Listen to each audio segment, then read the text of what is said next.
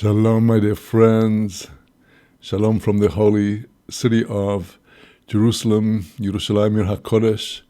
Today, on the eve of one of the most auspicious days of the Torah calendar, tonight the 15th of the month of Menachem Av, known as Tu B'Av, a time of the partnering of Zachar Unakeva, the male and the female soul partners, a time that is most auspicious for peace between husband and wife, and each one that is in need of their soul partner to be able to move forward to find their soul partner, and a day of zivugim and shidduchim, of pairings and joinings on many, many levels. Also, our working lives are made up of sometimes the right connections and so many other aspects of our lives, and this was a very great festival in biblical times. It is mentioned in the closing chapter of the book of Judges, where it states that year by year the maidens would go up to Shiloh, where the sanctuary was prior to its being built in Jerusalem, and there in Shiloh, in the kramim, in the orchards, they would dance and show themselves to their prospective husbands. And very deep mystery in this festival, exactly 6 months after Tu B'Shvat, the Rosh Hashanah, the head of the year of the trees. And here we have Tu B'Shvat, the day when God's reconciliation with Israel at the end of 40 years in the wilderness was complete. So here we are on the threshold of this great day, and we have a very amazing study ahead of us today. We are embarking on Zechariah chapter 14, the closing chapter, which deals with the end of days war on Jerusalem in more graphic detail than described anywhere else in Tanakh, and allusions to the future order later on in the chapter. And we shall also be continuing getting into the amazing depths of the spiritual pathway of teshuva taught to us in Rabbi Nachman's discourse in Likutei Moharan, Volume 1, discourse number 6. So with that, let us for today now get on with our study of the Tanakh and turn to the prophet Zechariah chapter 14.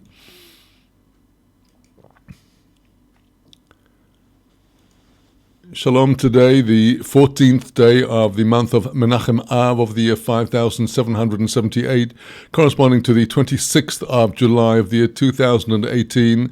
Today we come to the climax of the prophecy of Zechariah, the clearest and most graphic description of the miracles that will be witnessed in the war over Jerusalem at the end of days. And the chapter itself divides into two parshiot, that is to say that what is printed as chapter 14 in the printed Bibles goes from verse 1 of chapter 14 in a single parsha that reaches up to the end of verse 11. And then there is a parasha break. It's a parasha stuma, not an immense break, but a break nonetheless. And the second part of the chapter goes on to describe the plague that will afflict the forces of Gog and Magog at the end of days. And we'll come to talk about the future dispensation and the aliyah, l'regel, the pilgrimage to Jerusalem of all the nations to celebrate the festival of Shavuot.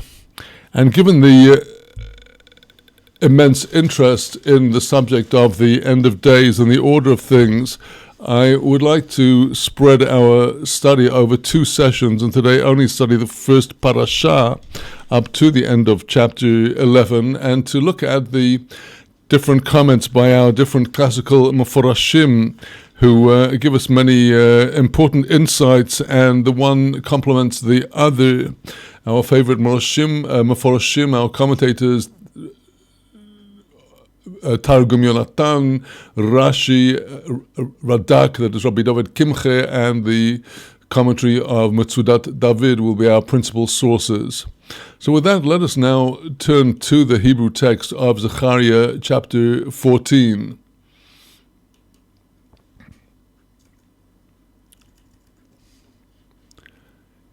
הנה יום בו לאדוני וחולק שלא ליך בקרבך. Behold, a day is coming of the Lord, and your spoil shall be divided in your midst. This is the continuation of those prophecies about Bayom Hahu, on that day. And this verse is explained in a very positive way by our Meforshim, that it is the booty that will be shared among Jerusalem and the inhabitants of the city. As Rashi says here, Hine Yom Bo, a day is coming, it says Rashi, Chaviv LaHaKadosh Baruch Hu. This is a day that is beloved to the Lord God. This is when the tables are turned against the nations in their very faces. And he says, V'chulak shlo lech b'kirbech, your booty, your plunder shall be divided up in your midst. Shalal shetishlali me'oyevim, yachlaku yoshvayich b'kirbech. The booty that you shall be plundering from the enemies, your inhabitants shall divide that up in your very midst. And Rashi quotes now the Targum of Yonatan, V'chen tirgem Yonatan, so translates Yonatan, V'yiflegun Beis Yisrael nichse amamaya begavech Yerushalayim. The children of Israel will be dividing up the possessions of the nations in your midst, Jerusalem. So turning now back to the Hebrew text, going to verse 2. V'yosafeti es kol hagoyim el Yerushalayim lamilech homo v'nilkedo hohil v'noshasu habotim v'hanoshim תשוכבנו ויוצא חצי העיר בגוילו ויסרם לא יקורס מן העיר. והוספתי את כל הגויים אל ירושלים. I shall gather all of the nations to Jerusalem. La milchomo, they will come up for war. And this is a prophecy that parallels prophecies in the other prophets about the war against Jerusalem at the end of days. The other main source of this war is in Ezekiel chapters 38 and 39. But there in those chapters of Ezekiel, where all of the different nations that are involved are named, the target of the war being Jerusalem is less explicit than it is in other places in our prophets. There's a prophecy that God will bring all the nations to Emek Yoshaphat, to the valley of the judgment of the Lord. That is in Joel chapter 4 verse 2. And there, the continuation of that verse, Joel chapter 4 verse 2, I shall gather all the nations, bring them down to the valley of Yoshaphat, and I shall make judgment with them there over my people and my inheritance Israel, that they scattered among the nations, and my land which they divided up.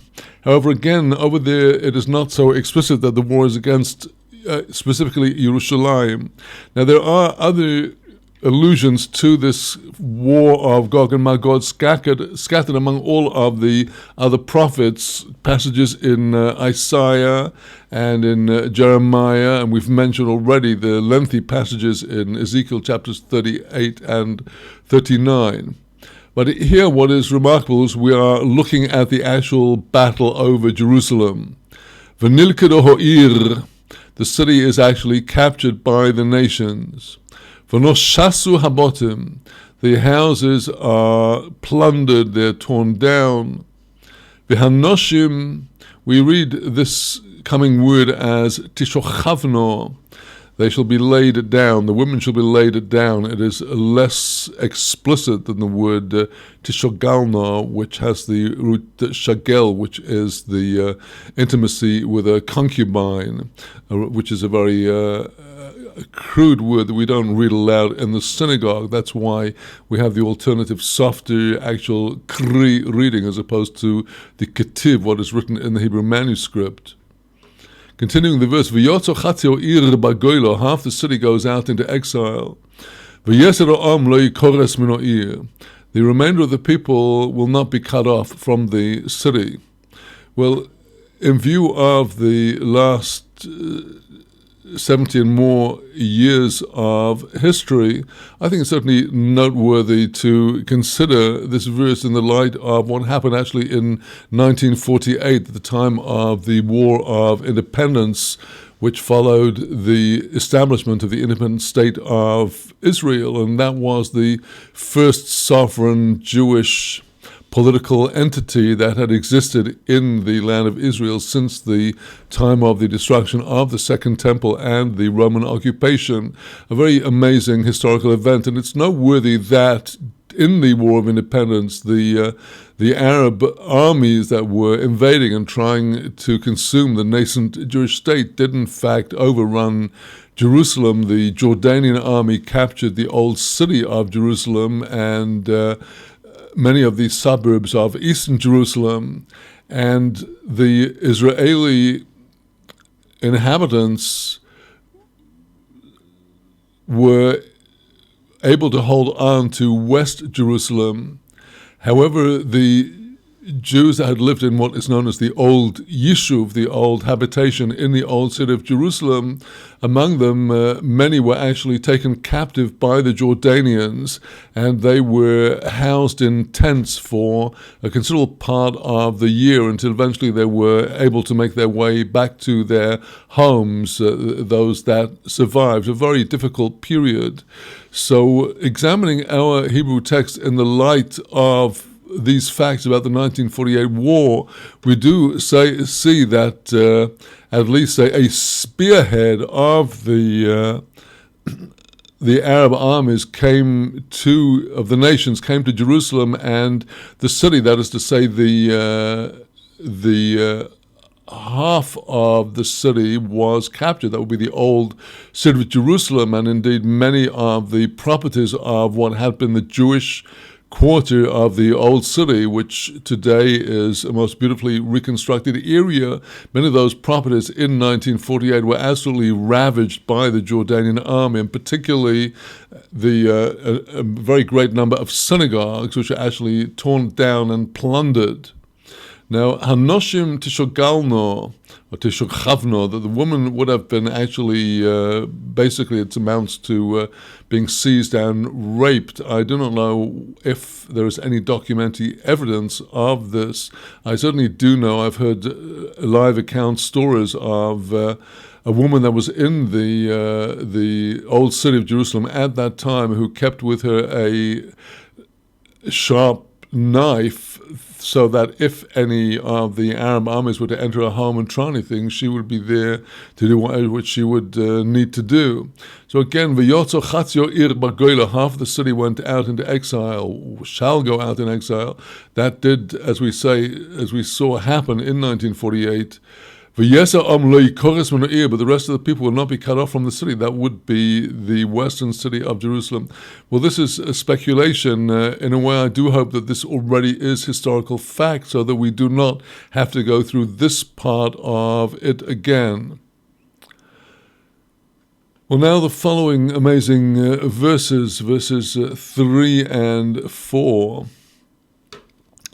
V'yotzo Adonai ונלחם בגויים הוהם כיום הילחמוי ביום קרוב. And the Lord shall go forth, and he shall fight these nations, those nations, as on the day of his fighting, on the day of the battle. Well, our commentators tell us that the day of the battle is none other than the splitting of the waters of the Red Sea and the miracle of the crossing of the Red Sea. That was the Yom Krav, where, as depicted in the song of the children of Israel after the splitting of the waters of the Red Sea, God is compared to a fighter, Ish Milchama, a man of war, who was at war with the Egyptians and all of their forces.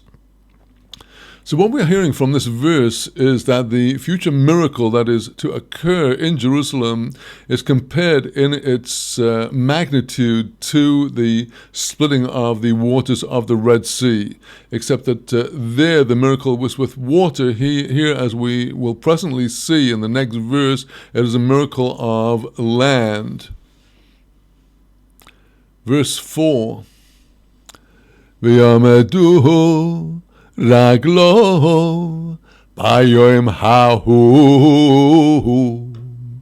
Al Har Hazeisim Asher Al Pnei Yerushalayim Mikedem V'niveka Har Hazeisim Mechetzioi Mizrocho Voyomo Gei Gedoylo Mohoid Umosh Chatzi Hohor Tzofoino Vechetzioi Negebo. And his feet, as it were, on that day they shall stand on the Mount of Olives, which stands over against the face of Jerusalem.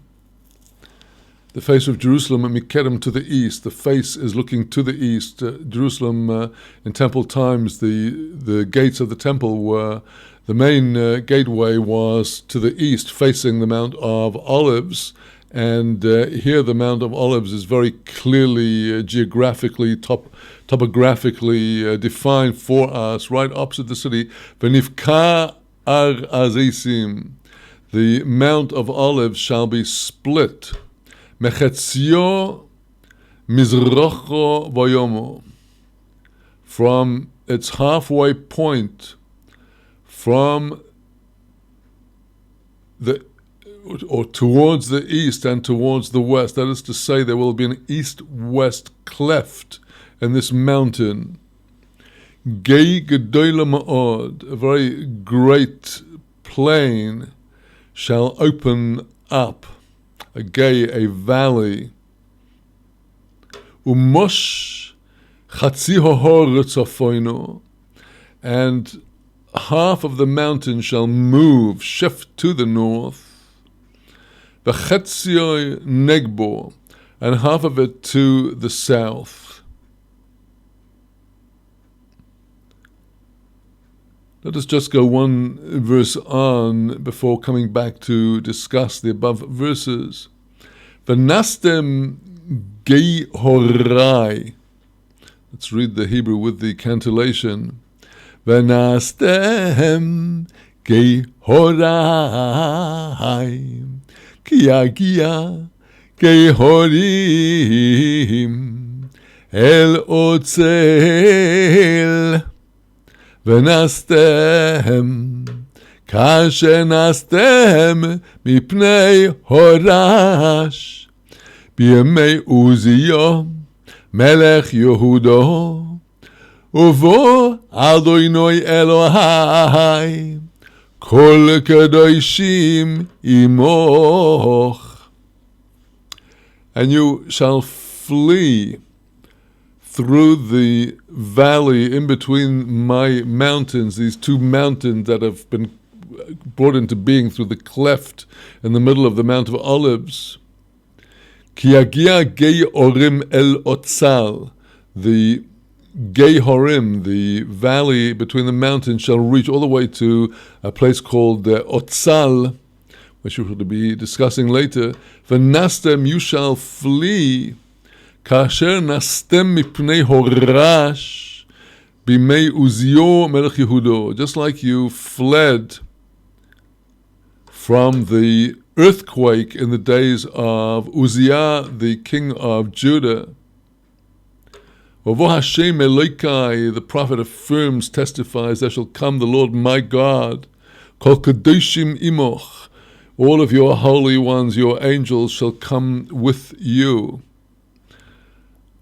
Before going on further in this remarkable parasha, let us turn back now to verse 4. And as we start discussing verse 4, let us now take a look at the Mount of Olives from a number of different perspectives as it is seen today in Jerusalem.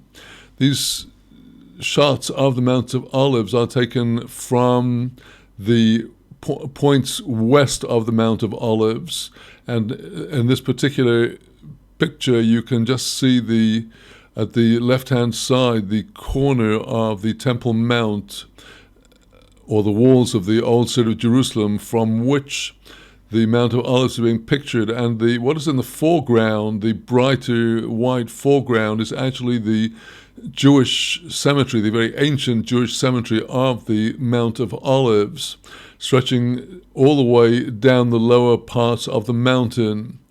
About 2/3 of the way up towards the top, there is what is actually a highway stretching from the left of the picture to the right of the picture, and above that was all originally part of the Jewish cemetery, but was destroyed by the Jordanians in 1948 after they captured the eastern city of Jerusalem. On the left-hand upper part of the mountain here, what you see is the other side of the more northerly side of the mountain. And presently we shall take a look from a different perspective and be looking more closely at the northerly part, as with the southerly part where the cemetery is being less emphasized. Let's take a look at that now. Now we're looking at a shot taken from a point considerably further north on the edge of Jerusalem towards the Mount of Olives to the east. And here, therefore, we see the wooded northern part of the mountain as compared to further to the upper right of the picture. The white face, which is the graves of the Jewish cemetery, stretching down on the right-hand side of the picture. So what is very interesting about these pictures, let us now look at another shot again of the Mount of Olives. We do see that it already is, in a certain sense, divided into two. It has the potential for a break. This, if we look again at the panorama from the with the northern part of the mountain, where is currently wooded is actually today churches and monasteries. In temple times, this point was directly opposite the eastern gate, both of the Temple Mount and of the temple sanctuary. And it was exactly here where there are churches and monasteries on a number of different levels. It seems as though they jumped in to try to be present at every possible level where the ritual of the slaughtering of the red heifer and the burning to ashes would have been performed. But this was primarily in this northern area of the mountain, directly facing the east gate of the Temple Mount and of the temple sanctuary itself. So we see where, looking towards the right center of the photograph, you see the trees end, and further to the right, that is the white face of the cemetery. That is the southern part of the mountain. We shall now look to the mountain again from the southern part again, and we see the up on the left, middle, and upper part of the picture, we see the more wooded area of the northern part. So indeed, we do see that Jerusalem is just ready for this miracle in the natural geography of the Mount of Olives. And so all of this can help us to throw light on our Hebrew text here. Verse 4, V'amdu raglo vayamahu, his feet shall stand on that day, al har hazesim. Well, his feet, this is language of Tanakh, which our later more philosophical rabbinical writers such as Rambam would connect with the use of the word regel as being the causes that a person sets forth through their actions and through their movements, caused by God, shall be this phenomenon. The raglav would be, I hesitate to use the word angels because it conjures up pictures of winged beings. We're talking about malachim, we're talking about the natural agents that execute his will on this mysterious day, very clearly on this geographical fact of the Mount of Olives facing Jerusalem to the east, and the mountain will be cleaved from one side to the other, right across the middle. Half of it will shift north and half south.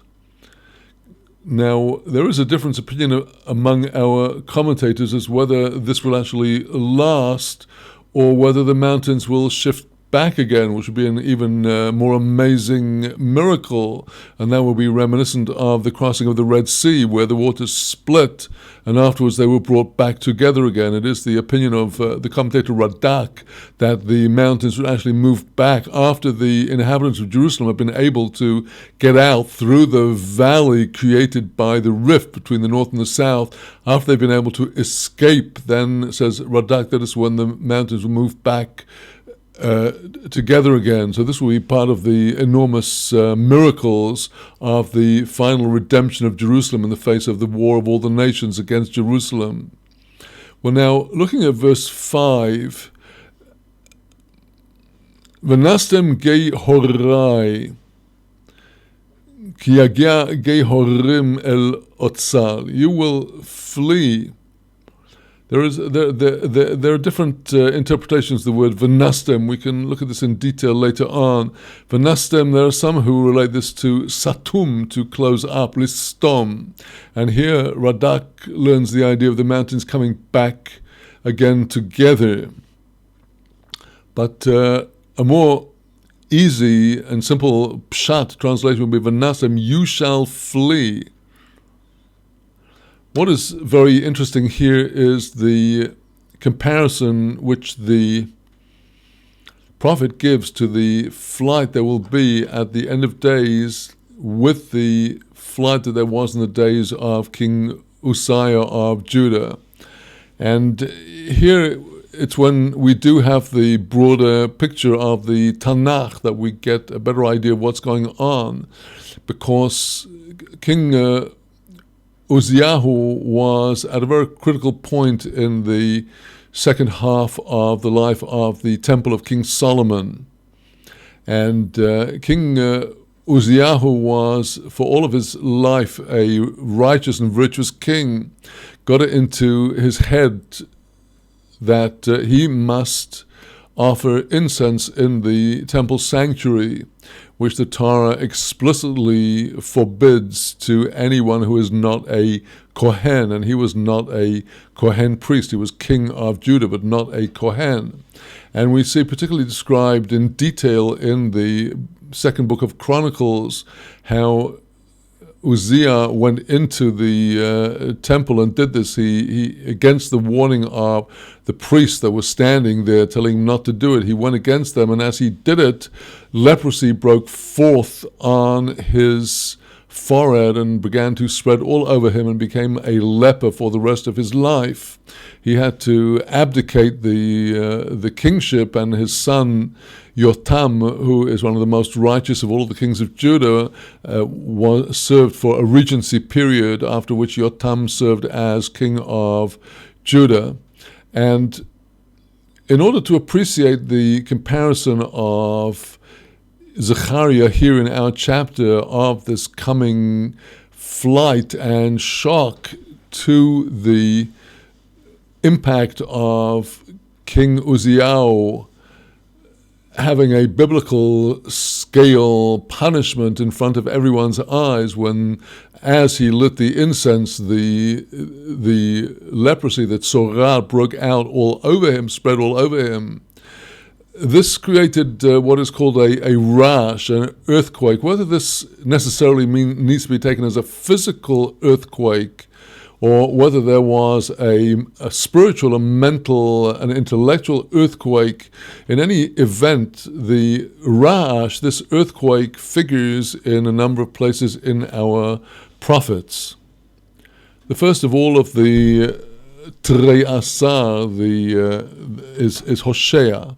And Hosea's prophecy opens with the words that in verse 2 of Hosea, that was B'techilas daber Hashem beHosea. Hosea, when God started to speak to him, this was in the time of Uzziah, Yotam, Achaz, Yechezkiah, Malchi Yehuda.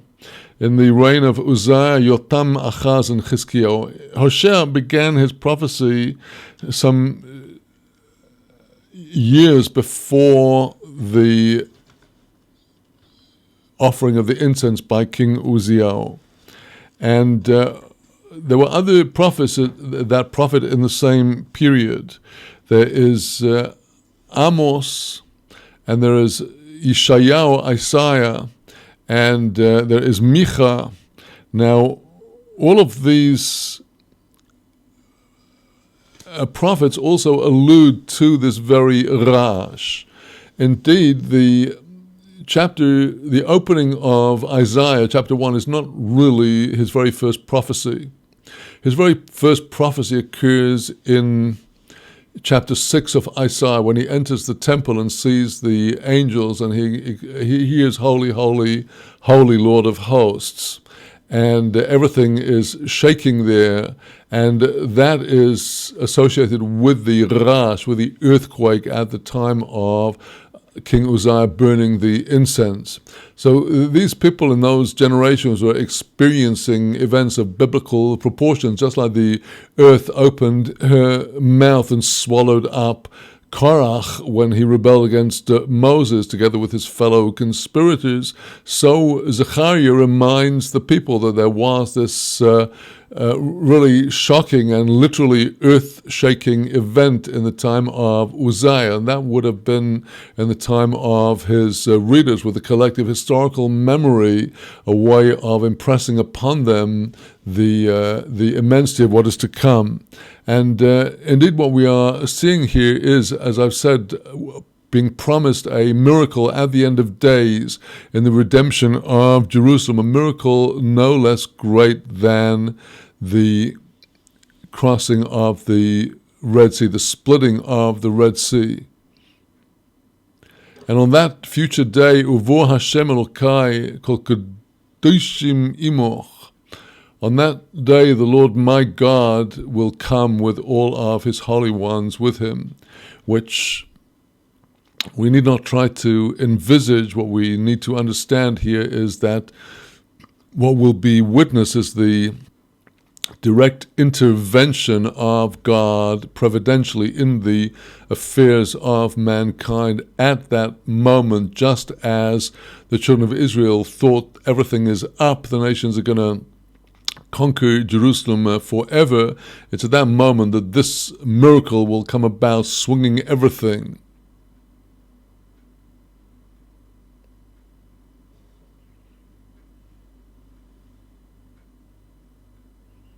Verse 6, V'hoyo b'yoyim hahu lo yihye ohel yirkarois V'kipo'oin. And it shall be on that day, again this phrase that recurs on that day, Lo yihye or, there shall not be light. The two following words, Yekorois, has the connotation of yakar, precious and glorious. It also has the connotation of something that is important and heavy. The kippa'on, the Hebrew word, is related to the root that we have today in kafu, frozen. Kippa'on is a conception of contraction, something that has become contracted, and perhaps in relation to yikarot, heaviness, there is here the concept of the way that ice indeed does not contract. Ice is expanded, but it's in virtue of its having expanded that it floats on water. In any event, we have two contrasted concepts which our sages and commentators pick up on. First of all, let us discuss verse 6. On that day there shall not be light.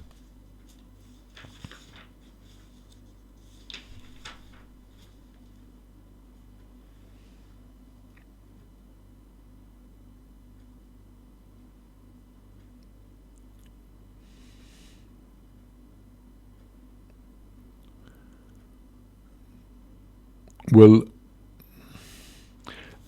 our sages in the Talmud commented that there is a light that is very precious in this world, but in the world to come that very light will be contracted and seem insignificant at that time in the world to come in relation to the much greater light and splendor that will be revealed in the future world. The absence of light on this coming day, and as we shall see more explicitly in the coming verse 7, is taken to express how at that time Israel, under this massive attack by all the nations, be totally thrown into mental confusion, and they will not be able to determine if this is a preparation for their salvation or for their destruction. Verse 7, V'hoyo yoim echod hu yivoda la'adonai lo yoim v'lo lo V'hoyo le'is erev yihye or. And there shall be one day, that day that is known to the Lord, that is not day and not night, a very paradoxical verse. And it shall be towards the time of the evening that there shall appear light. Well, here this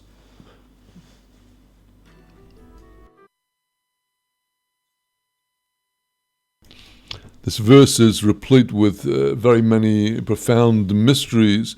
Yom Echad, this is parallel to the expression in Genesis chapter 1, the conclusion of the creation of light on the first day of creation. It was the evening and the morning of Yom Echad. There was only one day, and the one day we are hearing about here is one day that relates to that first day of creation, which is all God's kindness, which as yet has not been revealed in the world. We cannot start speculating end of times when calculating dates. It is known only to God. And if we have just called that a yom, a day, the verse goes on paradoxically, well, it's not yom in the sense of full daylight, v'lo lailo, not night in the sense of full darkness. And on this part of the verse, Rashi comments that it will not be the full light of redemption, nor shall it be the full darkness of exile. Now, when we're talking about the day here in the early part of the verse, going to the commentary of Rashi,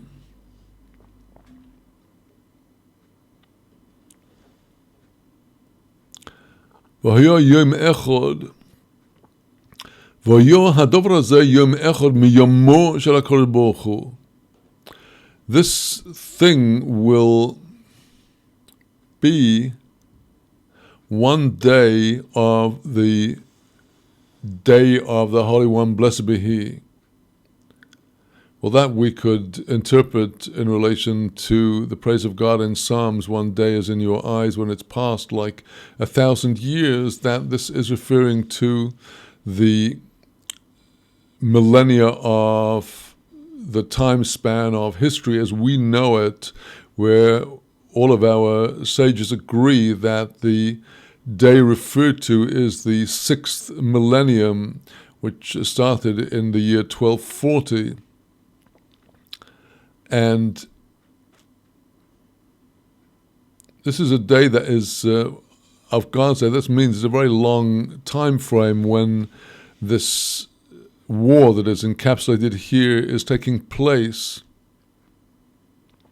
And this day will indeed be known for preparing God's salvation.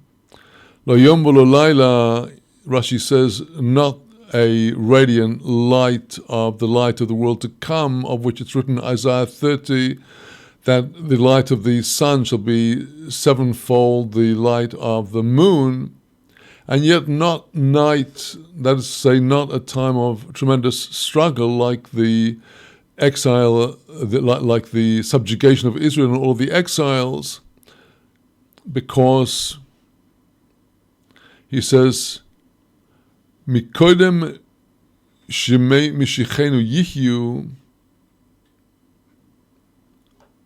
It will not be like the pains of the subject of subjugation in the exiles of the nations that were in the days prior to Moshiach. Ve'ein bohem shir, but in this time that's being prophesied now, this time of this war, Israel is already not subjugated to the nations, but it's an independent nation. And Rashi on the latter part of this verse says, V'hoyla eis erev, shall be at the time of the evening.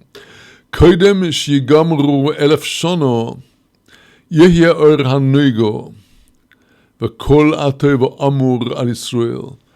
Prior to the conclusion of that millennium, that 1,000 years, then shall shine the light of radiance and all of the goodness that is said of Israel. And v'chein tirgem Yonason, so does Rashi say, so does Targum Yonatan say, Lo kenahor yom v'lo kekol laila.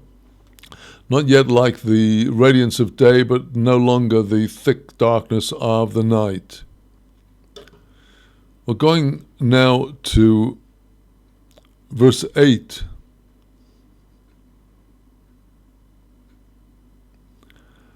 V'hoyo b'yoyim hahu yetzeu ma'im chayim Yerushalayim chetz yom El hayom hakadmoini v'chetz yom el hayom hoacharoin b'kayitz u'v'choyref yehyeh.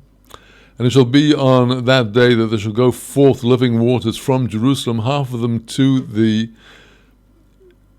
Yam HaKadmoni, the eastern sea, the ancient sea off to the east, the ocean. The chetz yom el hayom ho'achron. The other half will be flowing down to the latter sea, that is the western sea.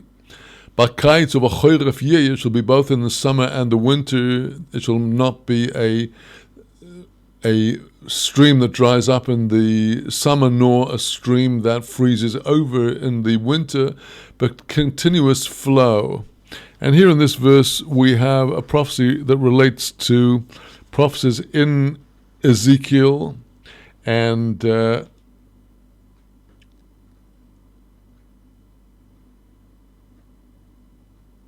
also in Joel. In Joel, it's in chapter 4, verse 18, and a stream shall flow forth from the house of the Lord. And that's the same stream that Ezekiel prophesies about in chapter 47 of Ezekiel, where the spring starts off in the tiniest trickle from under the entrance to the temple, but as it spreads out, the waters expand and expand until a very short way forth, already the angel has to measures the breadth of the stream at 1,000 rods and has to carry over the prophet to get across the water.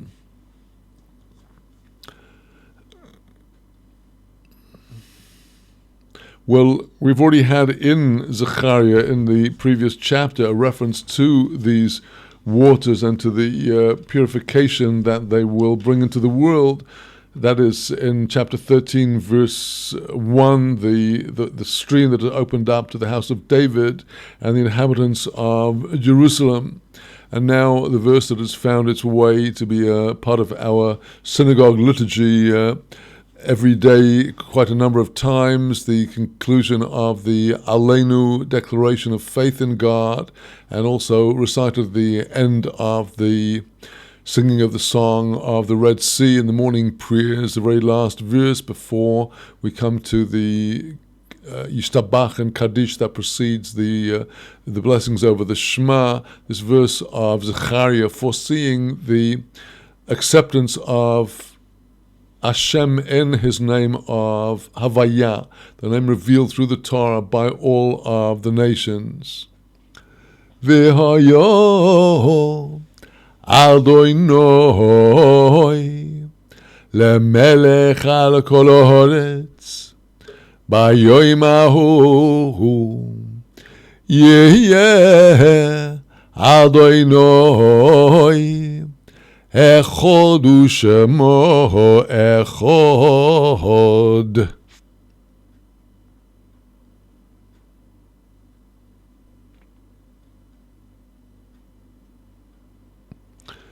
Let us look at the commentary of Mitzudat David on this verse in verse 9 of chapter 14.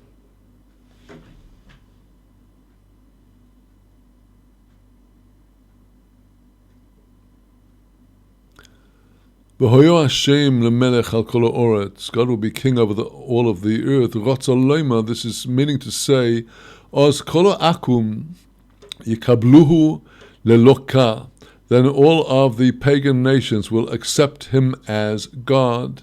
Yaminu vo, they shall believe in him. Through the force of this miracle which will occur in the eyes of all of the world.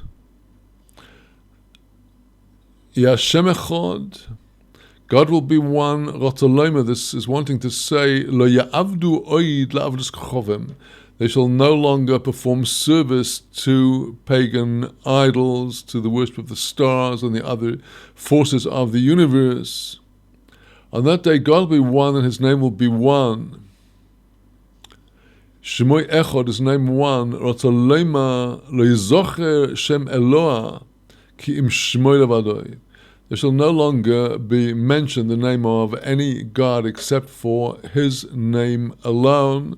That is a repetition of this matter, namely what we call the essential name of God.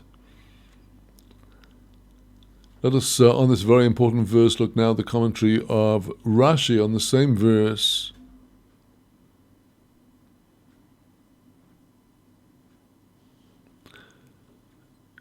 On that day, Yihi Hashem echad, on that day shall Hashem be one. Shekola umus she'ein lohem Torah ha'amitis. All of the nations that do not have the true Torah. Ya'azvu hevleihem. They shall abandon their vanities, their vapors, their empty rituals. V'yodu loi shehu echad. They will acknowledge him, that he is one. Ve'ein imoy il nechor. There's not with him any strange god. No other god called by any other name may be associated with Havaya. And Rashi, on the closing words of this verse, Shemoi Echad, he shall be one, his name one. Shemoi Niskar B'fi Chulam. His name, as we have it written, that will be mentioned in the mouths of all. A prophecy that also occurs in chapter 3 of Tzfania, about how all the world will call upon Hashem and serve him with one accord. And now coming to the concluding words of our chapter, we have the conclusion of the narration of the miracle of the cleaving of the Mount of Olives. Verse 10, Yiso kol haaretz ko'arovo migeva l'rimoin negev Yerushalayim v'lo amon v'yoshvo sachteho למishar binyamin ad mekoim shar horishoin ad shar hapinim umigdal chananil ad yikvei hamelech. The whole land shall become like the Arava plain, from Geva to Rimon, south of Jerusalem. Veromo, Jerusalem herself, shall be elevated. V'yoshevo sachteho, she shall dwell, sachteho, literally would be translated under her, in her place, in her proper place.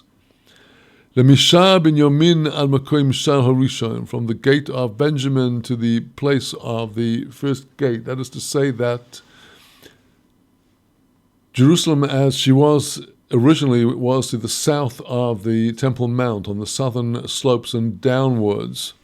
And the latest city was built to the west of the Temple Mount, which is today the old city of Jerusalem. But in time to come, Jerusalem will go back, the main part of the city, to be down below and stretching all into what currently is an area called Abu Dis, and also become part of the future Jerusalem. The names of the gates here and the other topographical information are difficult to determine decisively where they are. We do have in the book of Nehemiah the account of Nehemiah's building and fortifying the gates of Jerusalem, where some of these locations are mentioned. Yikvei HaMelech, the king's wine presses. Well, Yikvei HaMelech is by some of our sages interpreted not simply as a wine press, but Yikvei HaMelech, the concept of Yekev, is indeed in a wine press where the grapes have been pressed. The juices of the grapes flow down into the Yekev, which is a cavity in which the juices that will be fermented and turned into wine are collected. But so the concept of Yikvei HaMelech would refer to any great cavity, and here indeed it is the great cavity of the ocean, where the king is the creator of the universe, and Yikvei HaMelech, in other words, it's being described how Jerusalem will be extending in this future time all the way to the sea, which will just see an amazing growth of metropolitan Yerushalayim.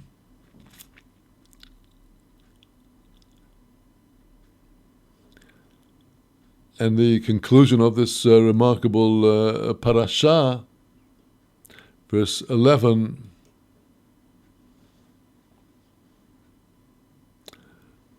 V'yoshevu vo v'cherem lo yehod ויושבו ירושלים לבטח. They shall dwell in her inhabitants. The cherem lo yeh, there should be no more cherem. Interestingly, today the word cherem is translated as a boycott in contemporary Ivrit, and this is the word that is used of all the boycotts that are being declared by enemies of Israel across the world. There should be no longer any cherem. Jerusalem shall no longer be cut off. V'yoshvo Yerushalayim lo vetach, but Jerusalem shall dwell securely.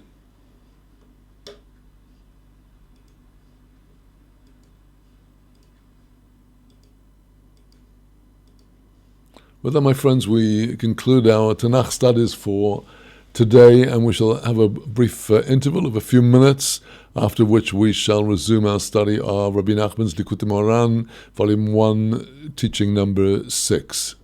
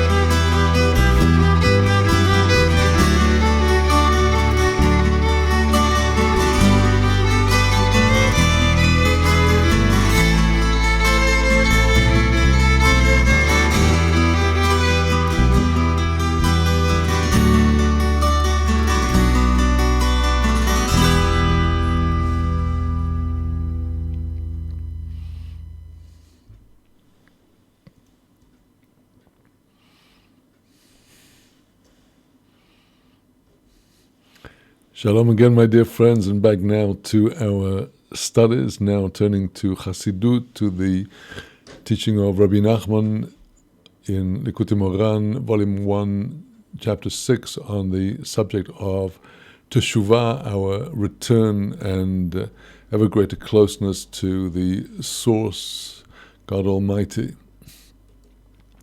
Shalom, today the 14th day of the month of Menachem Av of the year 5778, corresponding to the 26th of July of the year 2018. And today we continue with our study in Likutei Moharan, Volume 1, teaching number 6, Torah Vov, on the subject of teshuva.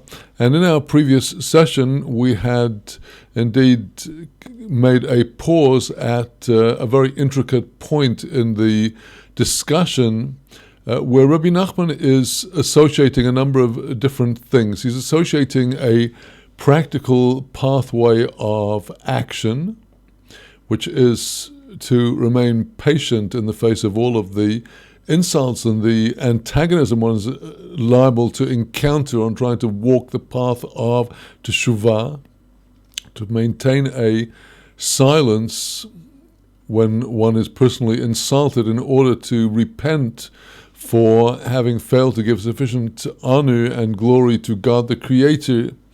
And this basic orientation of the Baal Tshuva to attain humility in the face of opposition and antagonism, Rabbi Nachman associates with certain divine names and with the Sfirot of the Kabbalah. We've seen how Rabbi Nachman is teaching us how we actually construct the letter Kaf, which is the first letter of the name, the word Kavod, where our whole task in this teaching is to give honor to the Kavod, the glory of God, and how all of this is constructed by the attribute, the midah associated with the Kabbalistic Sfirah of Keter, the highest of all of the Sfirot, which Rabbi Nachman associates with the concept of Qatar. You have to wait for this. As we heard, it is necessary when a person comes to purify themselves to undergo a period of waiting and testing and refining before the way is cleared for them. Many personal impurities have to be cleaned out in the often lengthy path of teshuva. And the associated divine name of the Sfirah of Keter, the crown, is Ehyeh, which translates into English, I shall be, which expresses a person's will and determination to have a true existence as opposed to the non-existence that a person experiences when they are sunk in their material lives and material world with no connection with God whatever, which is the state of the person prior to teshuva. So when a person determines to turn their life around and to walk the path of teshuva, that is internalizing into themselves the willpower that is derived from God's will, that indeed is the source of all of creation. And Rabbi Nachman then entered into a discussion, which is the point where we left off, about how all the time prior to a person repenting and following the path of teshuva, the face of Ehyeh, the face of that divine attribute, which is expressed in the divine name of Ehyeh and associated with the Sfirah of Keter, its face is concealed from the person. And let us, before going back to our text, hear from the outside, what is this concealment of the face of Ehyeh from the person? Well, in order to bring out this point, Rabbi Nachman introduces a Kabbalistic method of writing out divine names, which is not simply a mathematical exercise, but actually reflects how creation and the revelation of God proceeds and advances. When God began the creation of the world, it didn't all come forth in one great big bang leading to everything being ready, but it came about in stages that are portrayed as the days of creation. But step by step came forth the creation. And every time a new stage of creation needs to come forth and be revealed, it's necessary to go through the entire creative process from the beginning. And that's why, let's say, if the ultimate revelation of God is the revelation to all of the world of His essential name, Yud Kei Vov Kei, if initially the letter Yud was revealed, the first letter, by the time we reach the stage where it's ready for the second letter to be revealed, it's not possible simply to reveal the second letter, but rather to go back to the first letter, and from the first letter will come forth the second letter. And so the second stage is summed up by now two letters, Yud K. And the third stage, when the time is for the Vov to be revealed, we have to go back to the beginning, and we have Yud K Vov.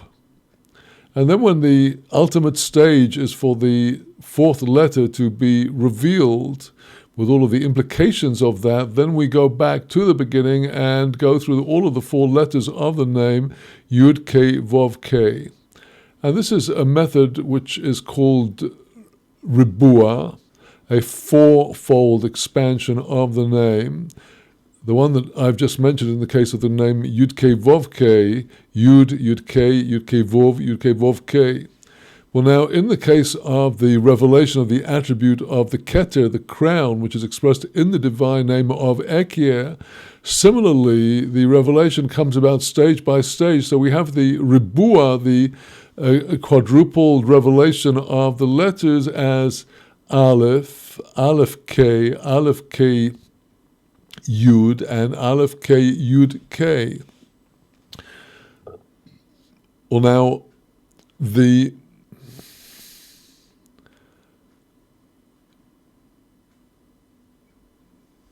method is also called Hastarat Panim, the concealment of the Panim, the face, where the face of the letter is the face of the name is its opening letter, and as we go through the letters of the name, they are successively indicating levels on, as it were, lower and lower levels.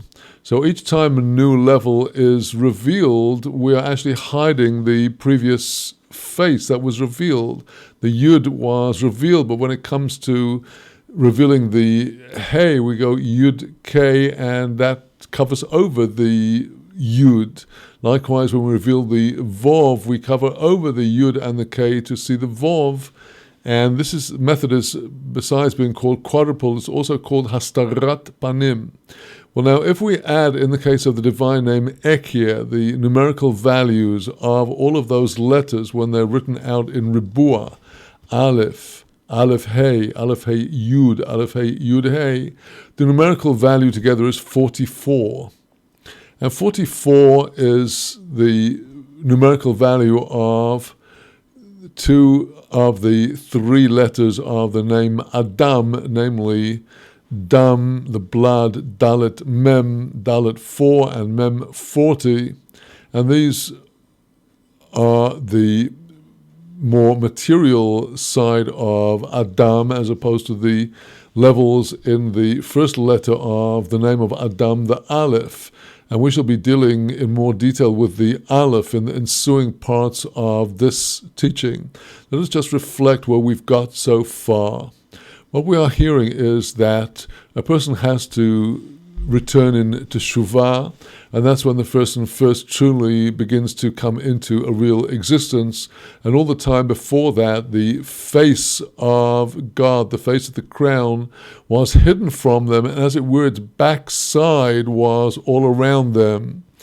The backside, which is alluded to in the quadruple writing out of the letters, Aleph, Aleph K, Yud, Aleph K, Yud K. The backside is the dam, the blood, the material world that confronts the person all around them, whether from within, in the form of all of their thoughts and impulses and desires and loves and fears that come forth from the blood, or whether also reflected in the way God shows his back to them in the world around them, where it's all made up of antagonistic people and struggles and quarrels and the need to work and the need to eke out an existence and so on and so forth. All of this, until the person begins to see the glory of God around them, all of this from within and from the outside, all of this is the concealment of the face of Ekyeh. So Rabbi Nachman is using rabbinical Kabbalistic mathematics to relate these divine names to states which actually make a difference in people's lives. There's a difference in the way the person experiences their life before teshuva, as an often hostile and antagonistic world where things keep going wrong and many other aspects of alienation from the world around us, until the person makes this shift in life to teshuva and will begin to connect with the very great patience and long suffering and slowness to anger of God, which from our side must be reflected in our patience in the face of adversity. And it's then that we begin to experience that actually the world around us is indeed the creation of the Almighty for our benefit. So let's now return to the Hebrew text from the point where we had left off to see all this inside the text. To pick up in the middle of section Bet of Torah Vav, chapter 6 of the first Vav Likutei Moharan, we had seen that when a person returns in repentance, the essence of the game is to know he's going to be helped, and the help is that they're going to tell him to wait. You can't do this all in one moment. Moshe Echod, Rabbi Nachman quoted the section of the Gemara which compares this to somebody going in to purchase fragrant spices in the perfumer's store. They say, you wait, as the Talmud there explains, in order for the shopkeeper to be able to get his hands also with a fragrance, as opposed to somebody who comes to buy tar or pitch, where the shopkeeper says to him, why don't you go help yourself? The person coming to buy tar or pitch, which is smelly and sticks to you, that is the symbol of the person who has not yet begun their teshuva. They're solid, they're dirty, they're smelly. God, in his revealed face, does not want to show himself for anything to do with them, so he deals with them as it were from behind his shoulders. And this the person that wants to repent has to acquire the attribute of patience and long suffering, which is called the keter, as in the verse in Job, katar li ze'ir b'achaveko, wait for me, just a little and I'll tell you. Says Elihu, Rabbi Nachman is bringing the verse from Job to explain the meaning of the connotation of keter as one of long suffering and patience, wait. However, prior to the person's teshuva, the divine aspect of Ekyeh, which is summed up in the divine name, and which may be experienced by the individual as the personal providence that God has over that person, all of that is prior to teshuva, hidden from the person. It's in a state of the hiding of the true revealed face, and instead an outer facade hits the person. The reason being that the person had not as yet prepared themselves for a true existence in the light of God in the world. The concealment of the face of the divine name of Ekyeh, as we've already discussed, from the outside, that is to say, writing out the name, which signifies the way the successive stages implied by the name are revealed one by one, always going back to the beginning. Writing this out, you get the gematria dam, you get the numerical value of 44, which is blood. Hainu shefichus damim uvizyonos. And this experience of the outer facade, where the inner face has been concealed in the form of blood, Reb Nachman says the way the person actually experiences this in the bloodshed, physically and spiritually, they go through in the face of other people, and all the obstacles day by day, all the insults they get hurled against them, all of this life of antagonism and opposition which people experience is all because we have not yet started to do proper teshuva. Al Shemu Voizai Yekolu. Samuel, book 1, chapter 2, the prayer of Hannah, who is celebrating her triumph over her wicked, seemingly wicked second wife of her husband. She says of the way God treats those who do not give proper honor to God, Uvoizai Yekolu, those who demean me, who insult me, who show me bizayon, contempt, Yekolu, they shall be treated lightly. They shall be treated also in a light, despicable manner. That is to say, Rabbi Nachman is explaining to us measure for measure how prior to the person's teshuva, their experience of the surrounding world and its opposition and its obstacles is all as God's way of showing them that they are not attuned to His truth. Ki adayin hadom shebecholol asmoli shebalev shesham medor ayetze hora. For still the blood that is in the left ventricle of the heart. Here we have Kabbalistic psychology that the left ventricle of the heart is said to be the seat of man's lower instincts, the hayetze hara, the evil inclination. That has its mador, its dwelling place, in the left side of the heart, corresponding to the restrictive left column of the tree of the Sfirot, the side of Gevurah, of strength, discipline, and judgment. The proof text for the left ventricle of the heart being the seat of the evil inclination is in Kohelet, Ecclesiastes chapter 10. V'lev ksil lismolo. The heart of the fool is to his left side. Adayin hu b'tokev ha'oz, prior to teshuva, that blood, the seat of these desires, is still in its full force. That is why there come upon the person all of this antagonism and bloodshed and insults. For all of this is the way the person actually experiences the concealment and the turning away of the face of God's providential keter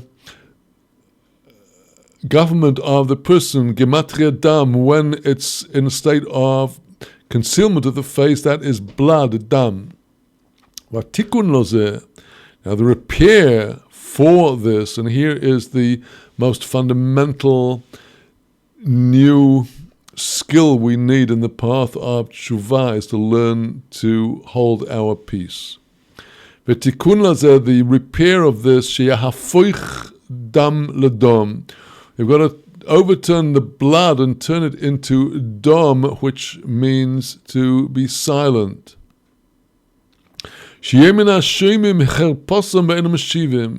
person must learn to become from the group of those people who may hear themselves being insulted but don't answer back.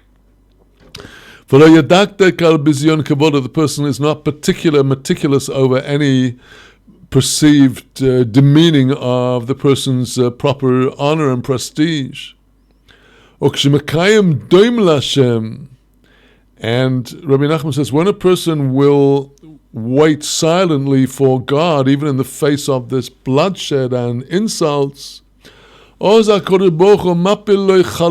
is when God will bring down, literally the slain bodies of his enemy. Kamosha Kosev, Rabbi Nachman turns us to the verse in Psalms 37, Dom Lashem b'hischol Eloi.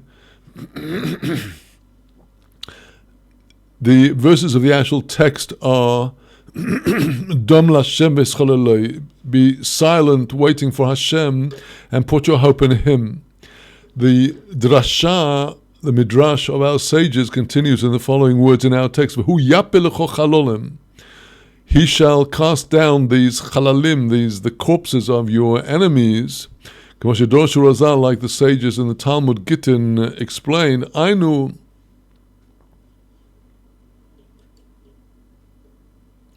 v'libi cholal bekirbi. Rabbi Nachman reads into the midrash of our sages the concept of halal, where we translated the word chalalim as the cadavers of the enemies, but the word halal also means a cavity, as David HaMelech, King David, says in Psalm 109, my heart is a void within me, a void of humility.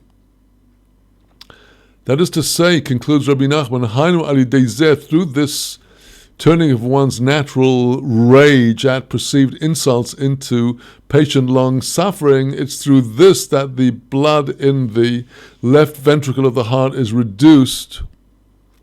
This itself is what is meant by the concept of slaughtering one's evil inclination. The nitty-gritty of this work is holding one's peace in the face even of provocation and insults. This itself is slaughtering of the evil inclination to attack back, to respond. Rounding the whole circle of this part of the discussion, through this the person will attain the glory of God, the divine glory. It's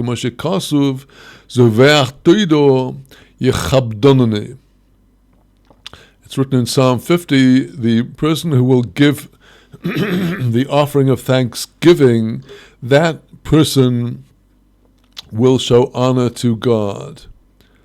Our sages interpreted from this verse as this verse is alluding to the slaughter of the evil inclination. It's not enough to hold one's peace. One has to go through verbal confession, and it's the verbal confession which is the todah, the thanksgiving, the acknowledgement that God is taking us out of this ego-centered rage and anger to a place of tranquility and peace. This indeed is the slaughter of the evil inclination, the process of teshuva, which was set forth in more detail in Torah Dalet, the stages of the coming close to the tzaddik. And we should be discussing in our coming session the process of slaughtering the Yetzer Hara, which is also not a one-time process, but a successive endeavor.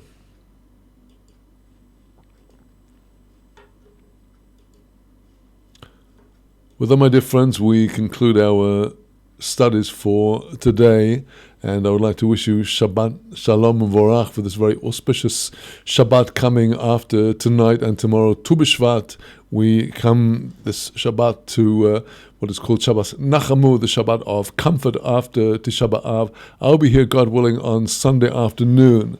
And next week, beside the class on Sunday, there will be a class next Thursday, but there will not be a class on Monday owing to commitments I have to my family here in Jerusalem on Monday. So with that, let me wish you here from Jerusalem, Shabbat Shalom and Vorach, a good and a blessed Shabbat, and looking forward to our continuing studies next week.